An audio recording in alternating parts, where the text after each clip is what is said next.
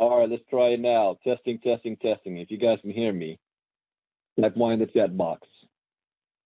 I should be live.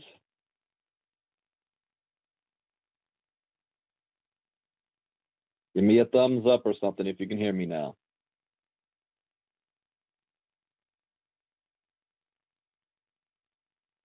It says the microphone and everything is on. All right, we're good? Sometimes technology has a mind of its own. All right, again, like I was saying, welcome to our early morning crypto talk. My name is Brandon Ivey. We did a late night crypto talk last night. That was fun. It was the first time I've done that in more than a year. And I'll be doing that on a regular basis. Not tonight. Today is Friday. But I'll be back to do that tomorrow night. Type your name in the chat box where you're calling in from. As a disclaimer, I'm not a licensed financial advisor to be giving financial advice. I read the news, give my opinion, share a suggestion, and it is up to you to make an informed, intelligent decision on which direction you want to move into. I see we got Court Gomes from Guyana. Court, yeah, we got to get together later. You know you wanted to talk. Also, Derek Furrier from Flint, Michigan. Janelle, Colorado. Jeanette from Sweden. My cousin Marnita from Colorado. I see Anthony Simon, Joseph Riches. Melissa from the UK. All right, there's 4 rules I live by in the crypto space to have success. Rule number 1, education is everything. Education is key. Rule number 2, never invest money you cannot afford to lose. Rule number 3, always get your return on investment back as fast as possible. And rule number 4, where do you see yourself in 3 months, 6 months, a year from now? What are you willing to do to make that happen? Make a decision, find a vehicle, take action, stay focused, and do not get distracted. Now, following these rules is not going to guarantee you success, but it will at least minimize your risk. And that, ladies and gentlemen, is the most that you can ask for. All right, so let's go ahead and kick things off by looking at the market. It is at 340 billion, down 1.5% last 24 hours. So we had a little bit of a dip. Bitcoin's at 10,280. Ethereum dropped 1.7%. Ripple dropped 2.2%. Tether is in the green, so the market is still dropping a little bit. So it's still bouncing between this $10,000 and $10,200 mark for Bitcoin. Best performers, Celsius Networks up 14%. Ontology 11%.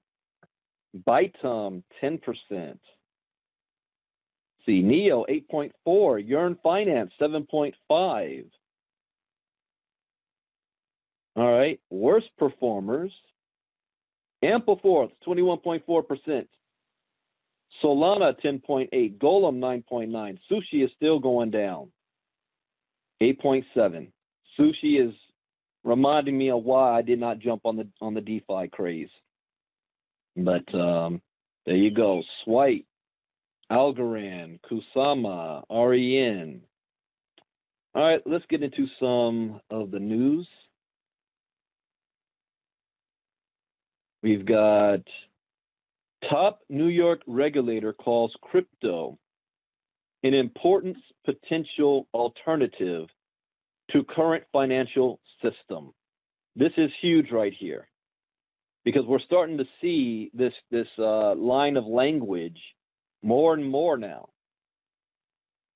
from banks, lobbyists, regulators. It's like they're getting us prepared for something with U.S. dollars and fiat money. Linda Lacewell, New York Department of Financial Services Superintendent, considers cryptocurrency an important innovation that deserves support from regulators. During a recent virtual summit on the evolution of banking hosted by the Cato Institute, leading policymakers and experts discuss how regulators can best foster innovations that will benefit consumers through policy. Linda Lacewell, in particular, talks about the importance of regulators to stand back, allowing entrepreneurs to lead innovations, especially in the crypto industry. So I think that the cryptocurrency is very important as an innovation and as a potential alternative to some aspects of the financial system. The reason why I like it is that it's organic. It's been developed, and over time, it has become more sophisticated. When you have the Fidelities of the world coming in, looking for some type of a bit license from us, you know that things have really changed. We can't say it's on the fringe anymore. Since taking over the NYDFS in 2018, Lacewell has made a number of changes to expedite the licensing process for startups looking to break into the crypto space in New York. To do this, the agency created a conditional license specifically designed to remove the heavy licensing costs for startups. Instead of applying for a full BIT license, the conditional license will allow startups to partner with existing licenses to operate legally in the Big Apple. My own view is we want to generate the conditions for innovation, but I don't have the ideas for innovation. I know what our priorities are, but the people who have the ideas are the entrepreneurs. We want to see to it that the innovation helps. In addition, Lacewell has pushed to allow licensed companies to self-certify virtual currencies. To foster innovation, NYFDS has partnered with the State University of New York, which will allow anyone to collaborate with innovators and entrepreneurs on projects and ideas. Since the industry has grown and matured, you shouldn't have to come to us every time you have to list a coin. What? Really? You shouldn't have to come to us every time you need a license. That's interesting. I agree with that, though. On top of providing a legitimate alternative to the financial system, Lacewell believes that cryptocurrency shows what smart, innovative people can do. We have to foster industry and innovation. It's critical now to build back better, and it's critical also to make sure there is consumer protection. We need to continue to work together, states and federal regulators, especially now. I'm going to keep watch on this one. Let's see how this domino effect starts to happen. But it is an important alternative. Okay, next up. Crypto strategists who saw Bitcoin reversal issues brutal Bitcoin price prediction. Ooh, what does he mean by that? A popular crypto analyst who called Bitcoin's recent drop from 12,000 to 10,000 is warning would-be traders and buy the dip enthusiasts that Bitcoin's price will likely fall off a cliff in the short term. Hey, isn't that what I said? I stand by that. Then why are you cheering that, Brandon? That means it's going to be more affordable for all of you.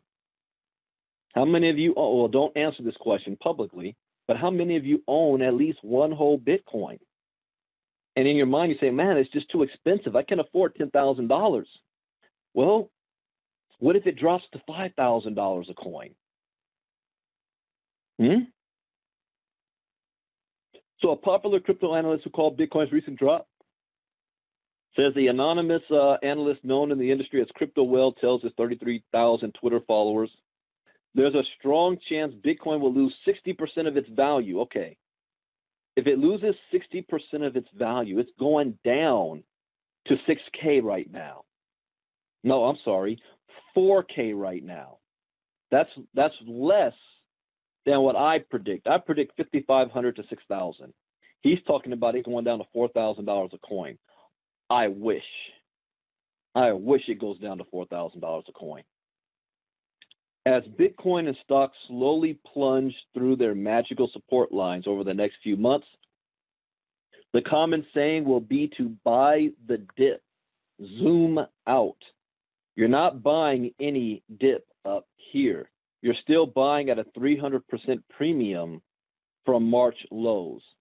The trader says Bitcoin is likely to retreat to below $4,000. Nah, I don't agree with that one. I think that's too low. Shaking out weak hands before clearing a long-term path to all-time highs. If it drops below $4,000, I am going all, you know, my saying is I don't buy Bitcoin, I earn. I'll be buying. I'm going to be going all out, putting everything into it if it gets below $4,000. As I've mentioned before, there's a higher chance we revisit under $4,000 before reaching all-time highs. You should have extra, see this? You should have extra money on the sidelines just in case. I also predict the dollar to rebound nicely in the short term as investors flee back to that for now. Crypto Whale says regulation could have crippling short-term impact on the crypto prices, arguing that President Donald Trump's denouncement of Bitcoin on Twitter done alone last year took the price down from $13,500 to $3,500 over 8 months.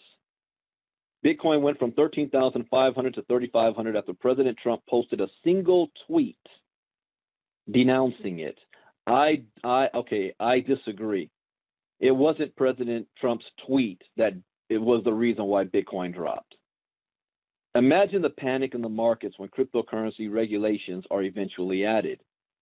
In February, Steven Mnuchin said they were planning to release them this year. However, other Twitter users say that's a misleading argument, noting that Bitcoin was already starting to come down in price before Trump tweeted about it. Yep. They also point out that the majority of Bitcoin's losses came in conjunction with the pandemic-related stock market plunge in March. Yep. Crypto Whale nonetheless believes regulations will be good for the crypto industry over the long term, but will destroy Bitcoin and altcoins in the short term. Partially correct. I can partially agree with that. The analyst is also outspokenly bearish on most decentralized finance DeFi projects. I definitely agree with that. He says traders need to do extreme diligence. Warning, people will buy into anything as long as they are promised astronomical returns. So he says, important message as we continue the Bitcoin bear market. Buying up here is risky. You can lose all of your money.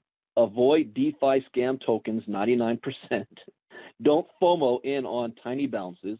Don't open high leveraged longs. Don't try catching a falling knife. Control your emotions. I can agree with all of that. I might have to save this for some quotes. Okay, next up. I find this one very interesting. The IRS isn't playing. The IRS offers a $625,000 bounty to anyone who can break Monero and Lightning. The United States Internal Revenue Service has announced a bounty of up to $625,000 to anyone who can crack Monero's privacy. Now you have to ask yourself this question. Why is the IRS doing this? Well, you need to know what Monero does. Monero is designed to basically wash your money. You know how there's a series on Netflix called The Ozarks. And the whole premise is you've got a lawyer in his family, and he is very good at money laundering the drug cartel's money, meaning taking dirty money, putting it into businesses to make it look legit. You ever seen The Sopranos? And remember, The Sopranos had the real estate business, building homes and whatnot. And they would hire everybody from the mafia, and they would show up, clock in, sit down on lounge chairs and drink beer all day, and then clock out. But that's what they were doing so that they can get their what do you get as an employee again? W-4 or something for taxes. So they would wash the money, put it into real estate, buy property, investing, and then mark up the numbers to hide the dirty money, to make it legal money. Well, in the crypto space, if you want to kind of mix up all of your transactions so it can't be traced, then you move your transactions into Monero. And what Monero does, it collects multiple transactions, mixes them all up, and then disperses them out. So it can't be tracked. So a company like Chainalysis that is tracking wallets, once the money hits Monero, it's getting washed out and you lose the trace. So the IRS is saying, and I haven't even read this yet. Oh, that's right. W-2. Thank you, Marnita. It's been a while. I haven't had a job in 8 years. So Monero, the IRS is saying we need to be able to crack Monero. We got to crack Monero. Hello, Janelle from East Arcadia, North Carolina. Okay, the United States Internal Revenue Service has announced a bounty of up to $625,000 to anyone who can crack Monero's privacy. The United States IRS has offered a bounty of up to $625,000 to anyone who can break purportedly untraceable privacy coins such as Monero, as well as trace transactions on Bitcoin's Lightning Network. This is why I still say, pay your taxes, report your taxes. Don't get into, I'm in Bitcoin and crypto, so I don't have to report my taxes. It's going to come to bite you. It's going to come to bite you later on. You don't want to play that game. The official proposal published last week says the IRS will accept submissions in the form of working prototypes until September 16th. If accepted, applicants will receive an initial payment of $500,000. This grant will allow applicants to develop their prototype into a working concept over the next 8 months. Once the pilot test is completed and approved by the government, a further $125,000 grant will be awarded. IRS CI is seeking a solution with one or more contractors to provide innovative solutions for tracing and attribution of privacy coins, such as expert tools, data, source code, algorithms, and software development services. The announcement defines the initiative's primary objectives as helping IRS criminal investigations, or CI, special agents to trace transactions, including identifying wallets, transaction dates and times, and amounts transferred. The agency hopes to use the tools to predict the future transactions of flagged addresses. The final products must also provide CI full control with the ability to further develop or modify them so that the organization does not have to rely on any external vendors. Monero is one of the virtual currencies preferred among criminal organizations over more traceable crypto assets like Bitcoin. That is true. The IRS noted that XMR Monero is being used for all future ransom demands and transactions by ransomware group Sodinokibi due to its privacy concerns. Demand for privacy coins among criminal syndicates has grown as authorities have increased their crypto forensics capabilities. Okay, stop right there. Take away the criminals, and you need to be careful with this. They are admitting they've increased their crypto forensics capabilities. Like, what's the TV shows with the criminal CSI stuff? They have that capability. They're tracking wallets. Here's another, I'm going to give you some free suggestion here that's in our crypto training. Try to avoid as much as possible when people, because people come to me all the time and say, hey, Brandon, can you buy Bitcoin for me? Or can I send you this and you transfer it to this for me? You don't want to do that, because it's not that you don't like the individual, but you don't know what transactions their wallets have been tied to. And if their wallet's tied to an outside transaction that the government has flagged as potentially criminal, and now they are keeping track of all wallets that wallet is doing business with, and all of a sudden your wallet comes up on their list, you don't want to be under investigation like that. So, politely decline, say, rather, I will teach you how to do this, or better yet, we have crypto education that if you invest in it, it's going to teach you so that you can do for yourself. And then you make a referral bonus for doing that. How about that? So you don't have the risk, and you just made some money. So privacy coins are a key strategy to help criminals obfuscate. Wait. Let me back up. Let's see. In recent years, Chainalysis has assisted law enforcement in tracking Bitcoin and other cryptocurrencies transactions to successfully fight child abuse, money laundering, and terrorist financing. And I am all for that. I have no problem with that. My only issue is that that's not where they're going to stop.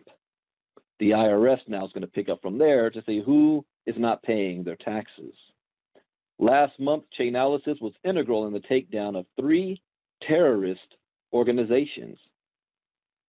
Privacy coins are a key strategy to help criminals obfuscate their transactions, with the IRS stating, currently there are limited investigative resources for tracing transactions involving privacy cryptocurrency coins, such as Monero or other off-chain transactions that provide privacy to illicit actors. For now, blockchain analytics firm CipherTrace claims to have a new tool that can trace Monero transactions. What? Although its capabilities are yet to be confirmed, the company announced that the tool, which took more than a year to develop, will be used by the U.S. Department of Homeland Security. CipherTrace Chief Executive Analyst John Jeffries said that the tool can track stolen Monero used for illegal transactions back to the source, such as in ransomware cases. All right, pay your taxes and report your crypto. Okay, last up. Find this one interesting here. We're now going into mid-September and there still is no stimulus going on. What is Congress doing? Good for Bitcoin? U.S. Senate rejects stimulus without the $1,200 checks. And I know there's a lot of people that's waiting for those checks. How does that work again? I think it's $1,200 per adult and then an extra $400 for your child. I think that's how it is. So let's say if you've got up to 4 kids. So let me do the math here. So you got 2 parents, right? 2,400 and 2 kids plus 800. So a lot of Americans are waiting for about $3,200, $3,200 on this next stimulus. That should have happened at the beginning of September. Because now we're getting into people are getting evicted from their homes and all that kind of stuff. So the Senate rejected a skinny $500 billion stimulus package, but for Bitcoin and stocks, it could be a good thing in the medium term. $200 per kid? I thought it was $400. They dropped it? $200 per kid? Okay.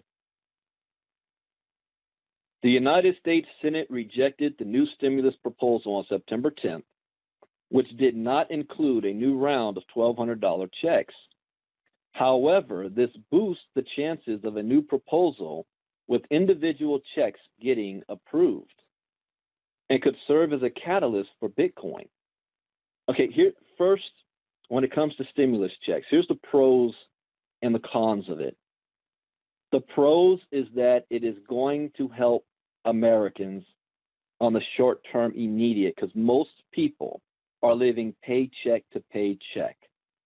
It's easy for the rich to say, oh, well, you just got to, live off your savings for a couple more months. Savings. The average American doesn't even have $1,000 in their savings account. The average American cannot afford a $400 emergency without going into debt if it were to happen today. So it's easy for Ivanka Trump or somebody to say, we got to, sell something to your home or stick it out. But here's the bottom line. That $1,200 can pay people's rent and put some food on the table for at least 30 days. So we don't know how long this COVID is going to go on. We don't know how long people will be out of work and out of job. So that's and then here's the next thing that happens. That $1,200 is being spent back into the economy. So it's going to grocery stores, it's going to landlords, it's going to buy clothing and food and all that stuff which is now putting money flowing back into the economy. So now people working jobs are able to get paid. They're able to get a paycheck so that they can now go and put food on their tables. And I mean, it's a cyclical thing here. So that's a good thing on the short term. Here's the long-term problem with that. The government has to print new money out of thin air to send out these checks because the government is in debt. It's not like the government is already just sitting on a pile of cash and saying, all right, we'll redirect, unless they can redirect. There are sources. I mean, the U.S. military budget is larger than all of the major countries in the world combined. Okay? Combined. But the government's not going to do that. Not in America. It ain't going to do that. So it's going to print new money. And when you print new money and you put new money into the ecosystem, it devalues the money that's already there. So the money that you had, the value goes down. Why is Bitcoin, the price, able to go up? Because it's a fixed value. It never goes up. So the more demand for something that's limited, the higher the value.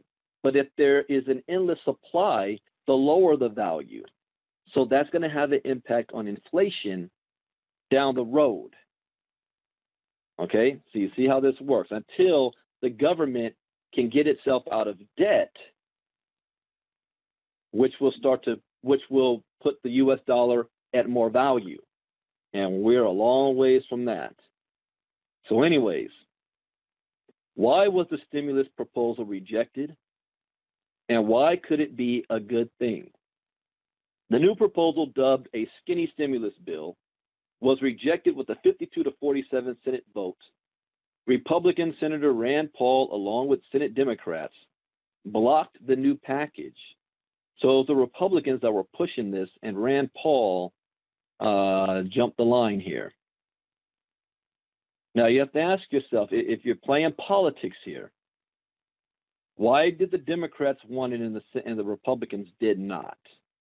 You know, the skinny stimulus bill, what was in it? And who was it going to benefit? Primarily, it was going to benefit banks and businesses, not directly to the people. And the Republicans, well, there you go. The Democrats want it to go directly to the people.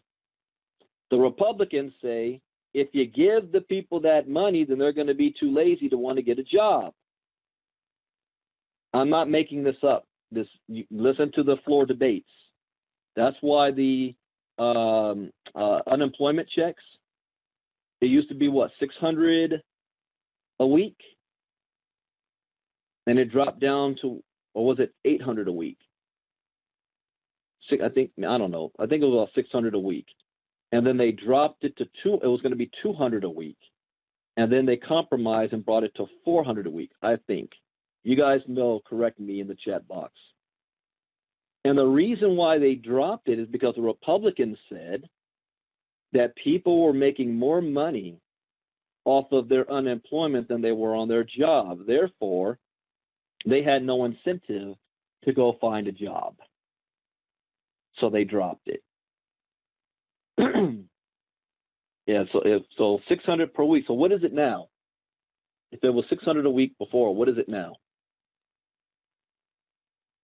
There was one time when I got laid off, what was that, 2008, when I was on unemployment for a couple of months.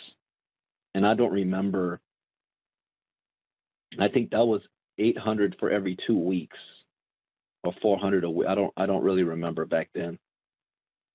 What there's David Couch says 300 a week now. Dagmar says 0. So there's politics being played right now on this, especially with an election coming up less than 60 days away. Politics. Unfortunately, the people are suffering. So also the 300 is coming from the state and the Fed is offering 0 right now. Well, the unemployment just got cut off. Wow. Okay. There is a high probability. Oh wait, but both Republicans and Democrats rallied for a new round of direct stimulus checks in recent months. When a bill without small business support and individual checks was presented, the Senate rejected it. See, the United States is in so much of a mess right now. If you look at what's going on in other countries around the world, they're opening back up. Life is back to normal in many countries. Sure, you've still got a couple of pockets of flare-ups for COVID, but their economies are back up and running. The mistake the United States made, the one mistake, is that we opened up too soon. And I'm not playing politics on this. I'm only looking at the facts of where we are right now. We opened too soon. Had we stayed shut for probably another 60 days, 90 days might have been a bit too much of a stretch, and we kind of killed this thing off, then by end of August, September, we would be in the same situation that the other countries around the world are in, where their kids are in school right now. They're not doing remote learning like we are, or they're not having the flare-ups like we are. And their economies are bouncing back, and people are able to go back to work, so they don't have to worry about the unemployments. Plus, those other countries' stimulus, did you guys see what they get? I think it was like they were getting $4,000 a month guaranteed until the COVID was over with. Something like that, $4,000 or $5,000 a month per family, guaranteed for like 6-7 months. Not a one-time check. Every single month. Medical was free. You didn't have to pay any of that. So I love my country. I am a proud American. I'm always America first type mentality. However, I've also traveled around the world and realized once you leave your bubble, the rest of the world is not third world like we think. They've caught up and in some cases have passed us by. I was shocked. The one city that I thought was going to be the most depressing to me, the most boring to me, ended up being the best city, my most favorite city so far that I've been to, and it's London. And that shocked me. I thought I was going to be bored out of my mind. There was nothing really I wanted to see. I'm like in the old country, the pompous Brits and their accents and all that stuff. And it ended up being my most enjoyable city. You want to know the one city that I thought I would love the most and I ended up disliking the most was Santorini. You guys know that island out there in Greece that's in a volcano, and it's all the buildings are all white with the blue rooftops, and everybody can't wait to go to Santorini. You guys know that? And my wife, we were looking forward to that. That was going to be our favorite destination, we thought. And it was the most miserable. It was a cool experience, but there was not a cloud in the sky. It was not, you would think that's great, right? I'm from California. We got constant sunshine. But the heat and the humidity that was coming off of the ocean right there, the volcano, then the sun beating down, and then it was bouncing off of all of that white. Oh, I was suffering there. But I was surprised. London really surprised me. I really enjoyed it. I can't wait to go back. What other city I loved? I liked Corfu, that little island. I was disappointed with Jamaica. And I think that's only because of where we took that stupid tour guide. Yeah, that was a bad trip. Grand Caymans, I love Grand Caymans. Went snorkeling out there. All right, anyways, I'm going through memory lane because we're all stuck here, and I'm having cabin fever. The only water I see is a swimming pool. All right. Both Republicans and Democrats rallied for a new round of direct stimulus checks in recent months. When a bill without small business support and individual checks was presented, the Senate rejected it. There is a high probability that the Senate would approve a bill that includes direct payments by the month's end. All right. So I know that the election's coming in November.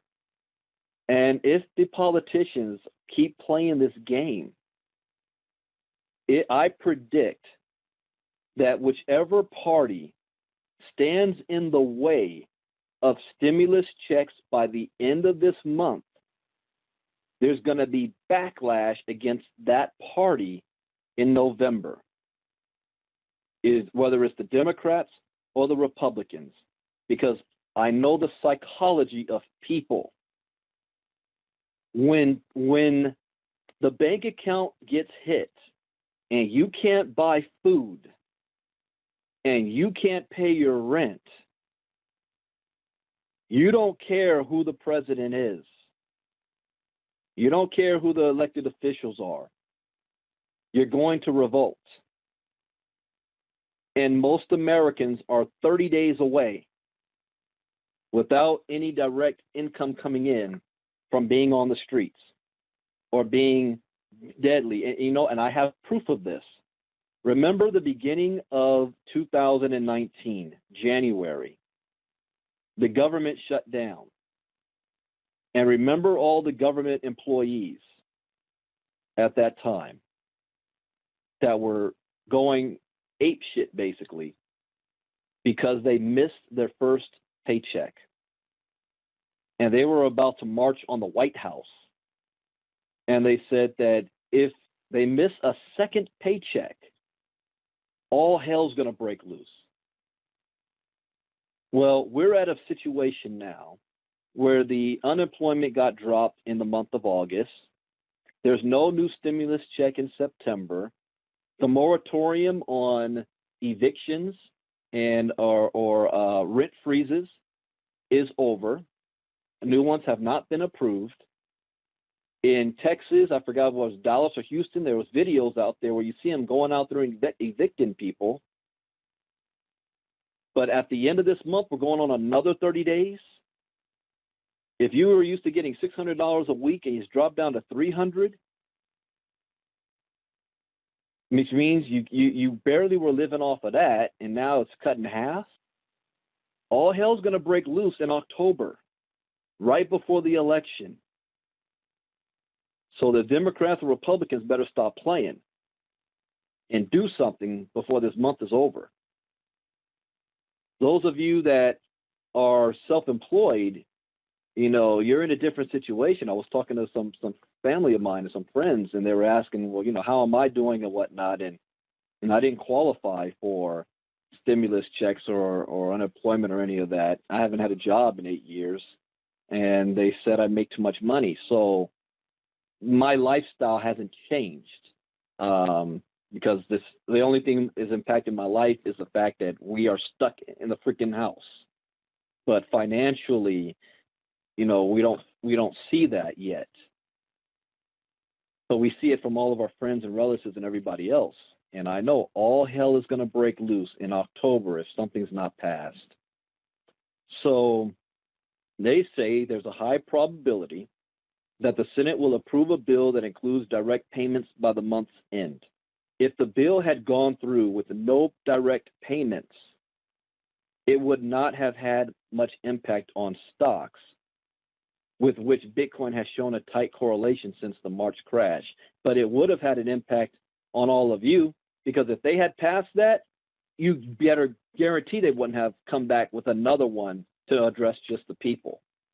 They say, we just passed a bill.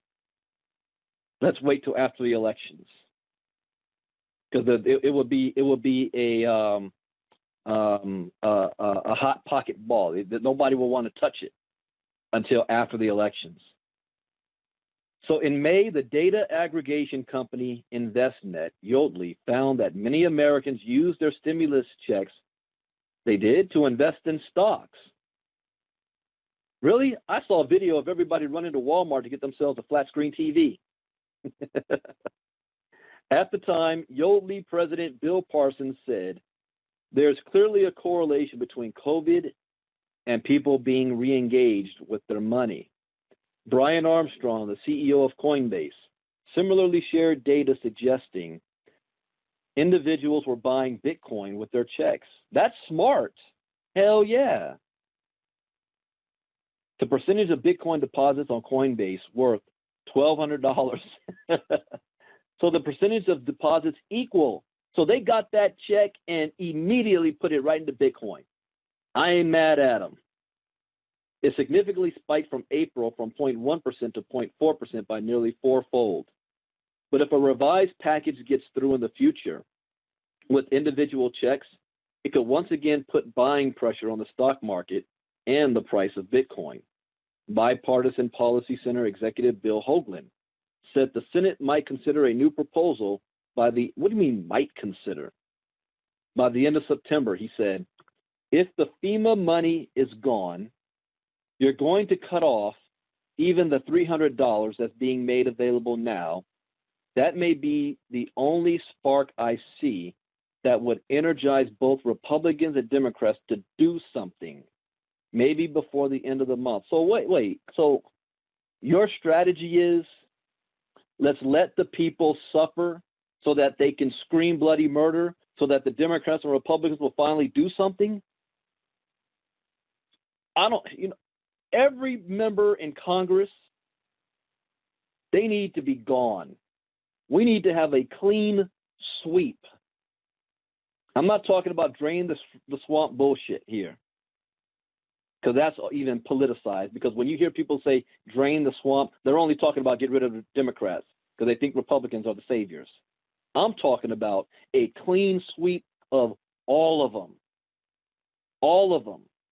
Revise the Constitution and put congressmen and senators, and they have a term limits,